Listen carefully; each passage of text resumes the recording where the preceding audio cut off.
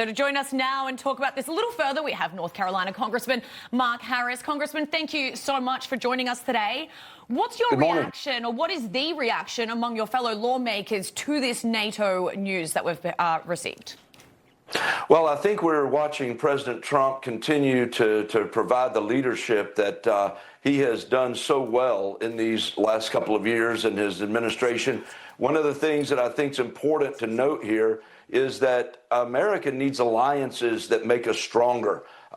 We've found a lot of frustrations with NATO.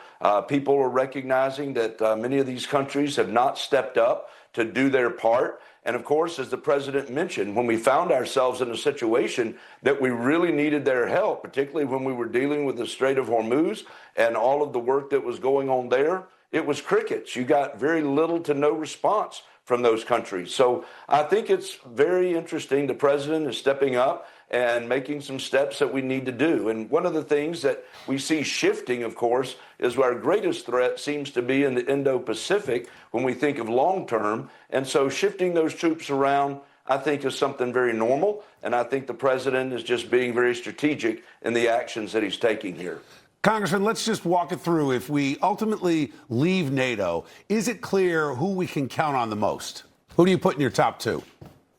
Well, you know, right now, I think that's a question that's out there. When we look at the alliances itself, I think that when you look at what NATO itself has been, there has been a history there that obviously when we looked at the funding, the president had to get them to put more money into it because, again, America was carrying the greatest share. And yet when we needed them the most, they weren't there. So I think the jury is still out on who's going to be our greatest ally as we move forward. And I think that we've got to build those relationships, and we've got to see right now we have a major ally in Israel that is standing strong with us in our battle with Iran. And I think that that's something that the president recognizes. But I do think when we look at our other relationships, it's going to be important for these leaders to understand President Trump expects them to carry their weight, not to just depend on the United States to always be the one that's going to carry the heaviest load. Congressman, the president also teased another Venezuela-style takeover. Listen to this quickly. An architect who's really talented. He's done a lot of work for him. He's got a flair, a beautiful Hispanic flair in particular.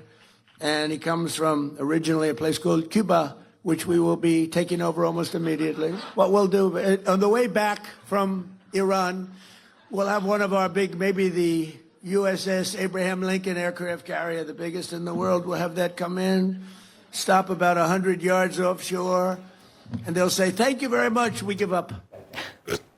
All right. Thank you very much. We give up, and we're taking over Cuba almost immediately. What's your reaction to that? Well, I think that when you stop and realize that we've been watching the destabilization going on in Cuba for some time now, and their economy is struggling, and I think everyone would love to see this changeover that needs to happen in Cuba. I think the president in that particular statement was, again, as you said, just kind of teasing the thoughts. But we know when you listen to the president, he's very careful in his conversations when he really talks about what our military is going to do, and he's not going to play his cards. He's just that's just part of his speech there, obviously. And I think he holds those cards militarily close to the vest when it really comes down to what our actions are going to be. All right. Congressman Mark Harris, we appreciate having you on today. Thank you very much. Thank you. It's always a pleasure to be with you. All right. Have a great weekend. We'll